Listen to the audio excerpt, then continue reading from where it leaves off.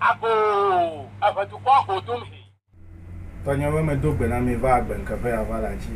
Agbe nu yi me di we mi akponye be agbe nkere leko le yi. Alego me sinam de nu ma di be na wo enye be. Na ekpo video over la jagba ne na me na hon we de.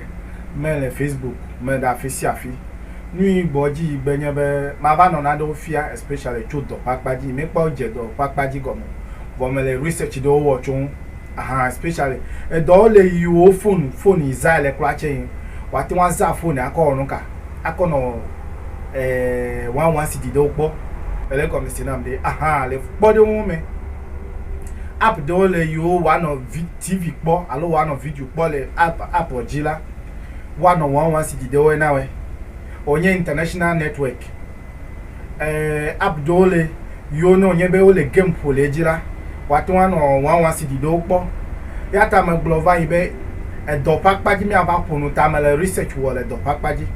carpenter nyo messi nyo mi anonu po chu do pakpaji ele go mesinam de amego do la pe yo soro do yo nya do menye nu mu bo me pote pe wa to apodo awo ele go mesinam de menye do nyanya de ya nye do popo awo watu wan nya do vo ma podo mi dibe amesiame na kpoto awo mi dibe amesiame na yingogbe wo laptop yi la si we de wati wan si akono 11 cd de opo na ma play na de kana we de apple light bill pe water bill na we elego misinam de ma gbo na le cho youtube un ba amesiame ne jagba ne wa fu youtube jagba ne na fu youtube che elele de one on 11 cd de oji leji po one on na de po leji ma nye gbaloko ano youtube wo awo YouTube ano 11 cd de we na we ma ba no nu fia cho ma ba wo video du cho excuse me afia wa le yo jebe na to afa na to ano 11 cd de opo elego misinam de ole na de yo abe AdSense na de go me na we ohun no pete de yo fugbe me yata wa be mele go me so ta ma ba no go me de vi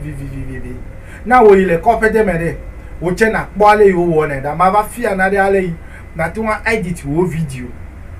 video editing software email zaza cheap one ye me do have for data e do le what wan have for data ele go me sinam de ta ya ma ba fia we na ma fia we de kema wo che na nya na de wo leji ele vevede ele vevede ta emoji na me wo na de me wo mistake de e je be na fia ba mistake yi me wo yi le ko le yi ekema wa yata ojebe na subscribe kema na anwule dete elego misinam de wa anwule dete kema ma kpobe oke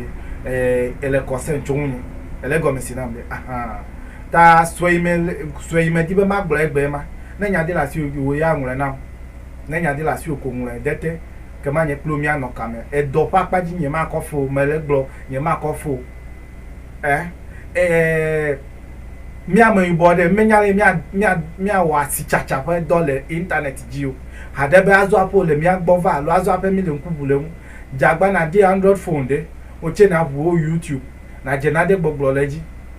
manye fifi ade ya wa ba no video de do ku ya wa ba de picture akoda de Instagram ba mo no like nene po aw like nene po ma na de kewe alo ba de o picture akoda de Facebook akpo bo nchu nene bia tawe alo nyom na eto asijibe ejetugbe alo ejedeka manye gamama awo Facebook we gamama vai fifiare alekemi awo akọ Facebook akọ woga alekemi awo mi akọ Instagram akọ woga alekemi awo akọ YouTube akọ woga ele carpenter do wore cheleji Android phone asi we gane vo menyale wa market do ku ya tamele do po ele go mesinam de app do le nyon ma va fia wundo elego misire mega ngobo jagba ne na subscribe voy me na no view me no na do defi abe wa po ma no nu poku wa po be amede ado asida ko aba to asijile de mele gbogbo na we be na si asijie ma alo aba po be amede ado aba to asina de te efi abe nu ka de mele o fi abe de sigbo je be na wo e ma he ne le video po elego misinam de nyema honu bo agbenke pe ya wala jide nwe me bia na masiame me bia dagbe mawo so bolisa mawo adanwo to mawo kitikata mawo afisi afi no lade ne tu tsi fafa kɔ ɖe mía dzi ne na dagbe ne va aƒe na mí mía tɔgbe yiwo ku va yi woƒe ʋu yiwo kɔ ɖe anyigba ɖe ma yi ɖe yame o míakpɔ viɖe ne míabe nyo na me ya ta mía tɔgbewo wɔ aʋa kple yovowo ya ta wowɔ aʋa kple dziɖuɖuwo ŋutsɔme nɔ vidio do kpɔ abe mekpɔ Kenya nyɔnu Dr. Mumbi Show enɔ gbɔgblɔ be efia ɖewo le Ghana dukɔ me ɖe he yovowo va ɖe wokplo yi ɖe kɔntrakt ya woawo boŋ nɔ ameyibɔwo lé kɔ nɔ yovowo na menya se na mo nye ma ble wo menya se na mo fifia ɖe agbalẽ ya kɔ le mía dzra wokɔ le mía ƒle ta me ɖe kuku na wɛ na mía nɔ me bia nkeke ƒe dzɔgbenyuie na wɛ mía nɔ